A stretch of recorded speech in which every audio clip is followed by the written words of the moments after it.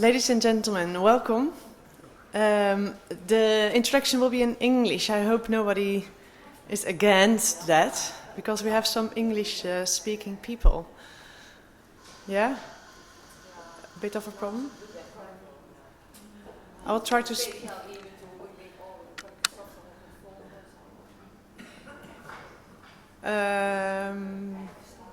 Oké, misschien kunnen wij na afloop anders nog even kort praten over dingen. Ja?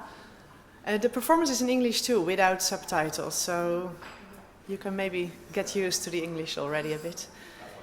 So welcome. You're going to see The Encounter, a performance by Complicit, an English company from London, and it will be directed and played by McBurney. He will do it on his own. It's a solo or a monologue, but you won't feel it like a monologue. We will talk about it later. The theatre group is called Complicit. It's from the French, Théâtre de la Complicité. Why this French name? Why complicité? It's a bit a strange word in English. You would write it without an end-e. It's because McBurney, he studied with Jacques Lecoq. And Jacques Lecoq is a very well-known teacher. He taught a lot of famous directors and actors. And he has three main principles. It is le jeu, the play, speelsheid. Complicité, which means togetherness, samenwerking, medeplichtigheid. And disponibilité, openness, openheid. And the term that the company chose was complicité, because for them to work together is the most important. The fact that they started together as a collective. And I think most of you know in the Netherlands we had this famous collective, the Werktheater, from the 70s. And now we have, for example, Wunderbaum, which has 3 performances in the festival, or maybe even 4. It also worked as a collective. It means that there's no hierarchy, that everyone is on the same level. And a part of this collective work is devising, as the English say, which means a long time of research, working together, searching the material, talking about it. And everyone in the company helps in this devising. The sound designer, the set designer, the co-director, everyone takes part. Complicit has been on the Holland Festival before. They had a debut in 2007 with a disappearing number about the beauty of maths, de schoonheid van de wiskunde. And in 2010 they had a co-production with the Dutch, de Nederlandse opera, a book adaptation of A Dog's Heart by Bulgakov. And in 2012 they returned, some of you have seen it, yes. And in 2012 they returned, Complicit, with The Master and Margarita, also a book adaptation. So as you see, they are very well experienced with book adaptations. And now they return with The Encounter, which is a book adaptation as well, from Amazon Beaming. So why not call it Amazon Beaming, if that's the title of the book? Because for McBurney, The Encounter is the base of what he wants to present in the performance. It's not only an encounter at the time of the performance between you as an audience and he as the player and director, but also an encounter between a lot of people who were at the base of this story. It started in 1971 with Mcintyre, who is on a journey in the Amazon and meets the Majoruna. Mcintyre was an, let me see, have I seen? Just checking. Mcintyre was an American, not really an anthropologist, but he studied Latin American studies. And he traveled to Peru and Bolivia in the 1950s, and he started to make pictures. And he appeared to be a real good photographer. So he was well known and asked all around. And so he was also asked to go on an expedition with the National Geographic Society to go to search for the beginning of the river Amazon. And in this search, in this expedition, he met some people of the Mayoruna, a tribe which lives in the Amazon forest. And he was so taken by the fact that he met these people. He had heard a lot about them, he had read about them. They were said to have very strong roots during the adolescence of kids. They were said to marry each other's kids, like a brother would marry the kids of his sister, and if the inbred was not well, they would kill it.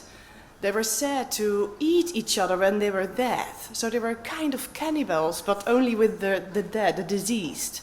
So there were lots of sayings about these mystical people. If they were really true or just mystifications was also not very clear. So at the moment he sees one of them at the front, at the border of the forest, he starts to make pictures and follows them. But he forgets to make marks. So he loses his way. He gets totally lost and is delivered to the goodness or badness of this tribe. So he stays with this tribe for quite a long time, and he learns that they have a really different idea about time, communication, and nature. For example, they call themselves the cat people. And they do so because they think they come for the attention, hoe noem je dat in het Engels? What's the name in English? Their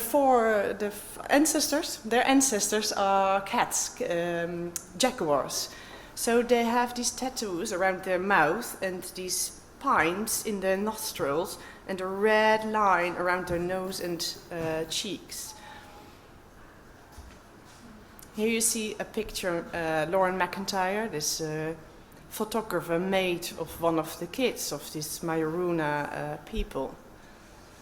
And he learned there that he didn't know their language, so he didn't know how to communicate with them. But at a certain moment, some sentences bumped into his mind, and it felt like if some of the people were saying it to him, and he started to talk back, also without talking, but in his mind. And he found out that there was another language which was possible without talking. And in this language, he was told that they were looking for the beginning of their tribe, to go back to this beginning, how strange it was. The second encounter that's important for this performance and for this story is between the writer Pedro Popescu and Lauren McIntyre. They meet in 1987 on another excursion to the Amazon. And in a conversation, Lauren McIntyre he never wanted to talk about his experience with the Mayoruna because he felt it was quite extraordinary and strange and no one would believe him. But they talk about how you can communicate with people you never met. And at that moment, he talks about this experience, and Pedro grabs this material because he knows that it's something special, and he keeps asking and asking. And he's a linguist, so he wants to know everything about language. And from this talk, the book Amazon Beaming, on which this performance is based, comes forth.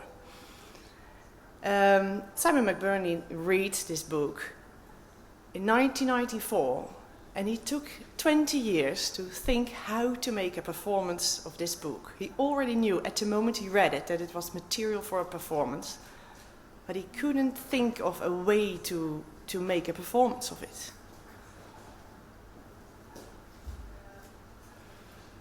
And then at a certain moment, he realizes that he should use the very simple fact that it is a story told by someone who told it to someone who told it to someone, should take that as the base of the performance. So he's going to tell you the story.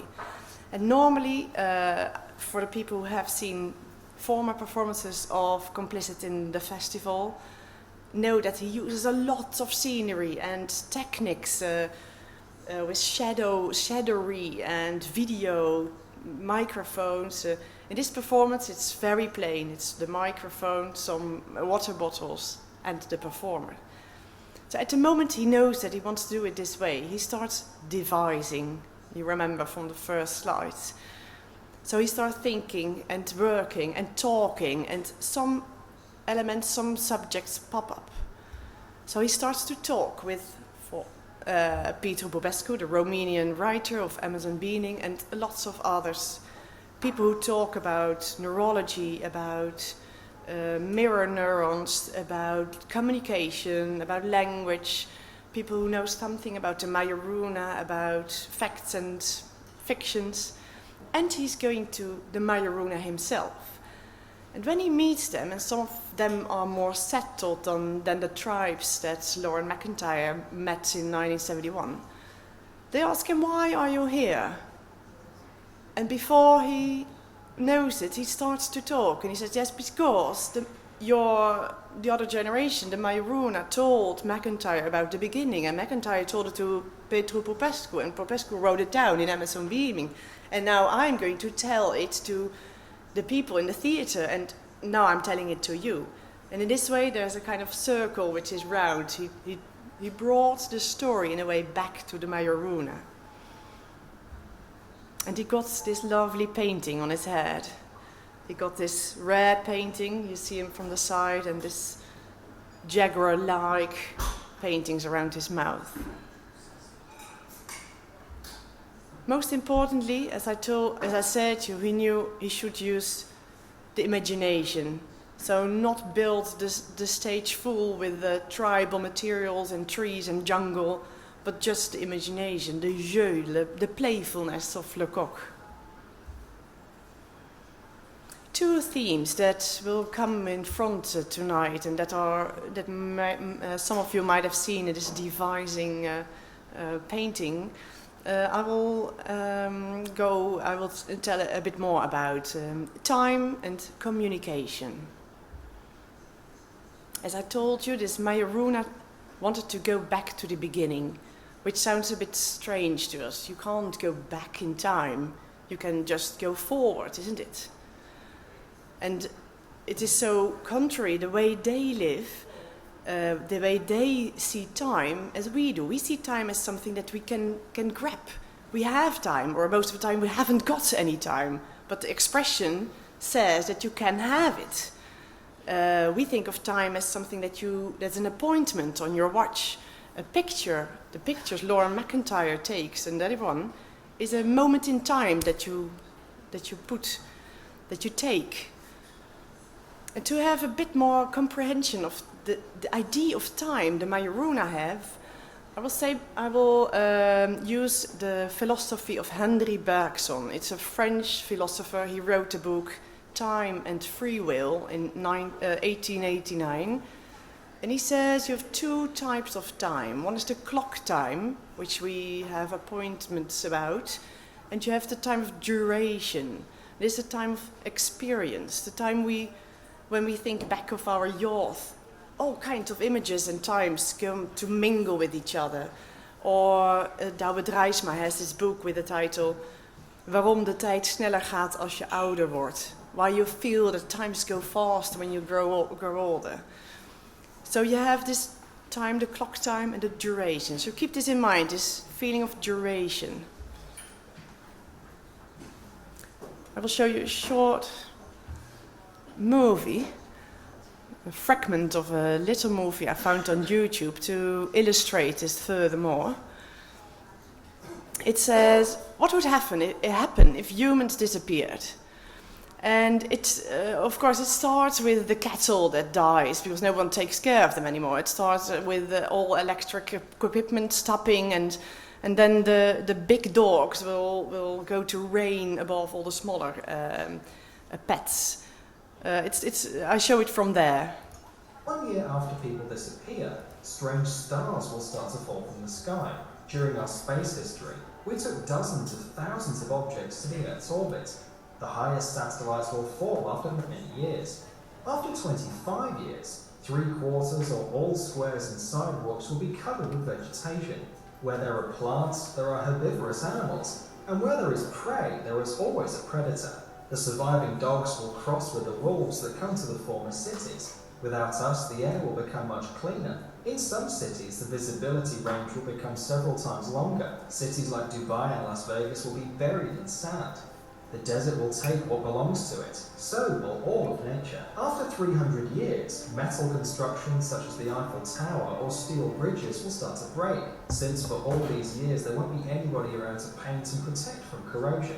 Steel rods in armed concrete will bloat up to 3 times of their initial thickness, and the last tall buildings will go down. Vast swamps, which formerly occupied America, will reappear, and hundreds of bird and animal species will return to their unfairly taken home. Large marine animals will also be very glad not to see us. In the absence of humans, whales will thrive and reproduce to the maximum of the ocean's capacity to feed them. This is how modern cities will look after 500 years without people. After 10,000 years, the only reminiscence that people were here someday will be the remains of a few stone constructions, among which the pyramids in Egypt and the Great Wall of China. Mount Rushmore National Memorial will be there almost intact for several hundreds of thousands of years. In 50 million years, plastic bottles and pieces of broken glass will be the last traces of our civilization. In another 50 million years, they will be gone as well. As you can see, our planet is quite sturdy and can get rid of all of our trash. If after 300 million years or later there will be a new rational species, they might not even notice there was a civilization before. So, our planet can perfectly do without us, but we can't without her.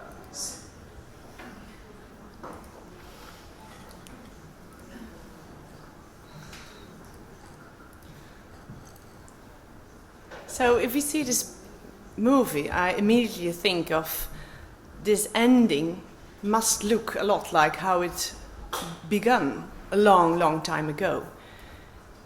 So if you combine these two, this beginning of man with the end, and you don't see it as a line, but see the similarity and bind them together, time starts to be starts to have another face than if you see it as a passage, as we usually do. For the Majoruna, time is also not something that goes by, but it's like a shelter. It's an escape into safety, as Lauren McIntyre tells Pedro Popescu. It's an escape into safety and regeneration. It's an opslagplaats, whose chief function is not piling up the past, intact yet dead, but rather keeping it alive and available. En met name in het licht van de blanke overheersers die deze mensen hebben aangevallen in de laatste eeuwen. Te beginnen met de missionarissen, de missionaries, de oil seekers, the rubber seekers, the timber seekers, all people who entered the Amazons and took land, took materials, took their lives as slaves. For them to go back to the beginning is the way to escape this violent encroachment. The second important theme that comes forward is communication. This other language that McIntyre experienced, communicating without talking, is like crawling into someone's head. The other way of communication that we are used to is by mobile phones, normal phones, laptops, internet. There's a strange thing, says Simon McBurney, between these two. All this technology that we have to communicate, does it really bring us closer? Isn't the way that the Majoruna communicate aren't they much more in contact, although they have nothing like mobile phones or televisions? So in the performance you will have headphones, and you will experience sound very close and also located. So sometimes it's after your right ear. It's like a mosquito that is zooming in your ear, or you hear a whisper of a voice in the other ear. With this, he tries you to give the experience to be inside the head of the person that experiences all these voices. At the same time, he also wants to give you the experience of being alone in between the group. As McIntyre, being a human in between humans, felt very alone in between the Majoruna because he didn't understand, he didn't speak their language. So the last encounter that you will encounter tonight is the encounter, the ontmoeting. And the last part of the three topics that I named, the lessons of Jacques Lecoq, disponibilité, will be very clear from the openness in which Simon McBurney will talk to you and will show that he, as a narrator, is the one who makes the story. He's the one who chooses what to tell and what not to tell. And this is the here and now, the hier en nu, the here and now of the theatre situation. He also goes back in time to tell about and give you the experience of being in between the Majoruna then in 1971. And he jumps in between in this all devising period, this searching for materials, the talking with people, this the making of. And he does it in such a way that all these different time layers will go to mingle and give you one big experience of the gespeelde tijd, the playtime, as you say in my profession. So I hope that you will, for this time, forget time tonight. Are there any questions? I really would like to recommend you to go to, after the performance, to complicit.org. There is a huge amount of resource material. All this material that they found and researched in the devising period is available, including workshop notes, pictures of Simon McBurney in between the Majoruna, etc. So I wish you a very pleasant performance, and I hope for the ones who had a bit problems with English, please come and I will tell you Miss more in Dutch. Thank you.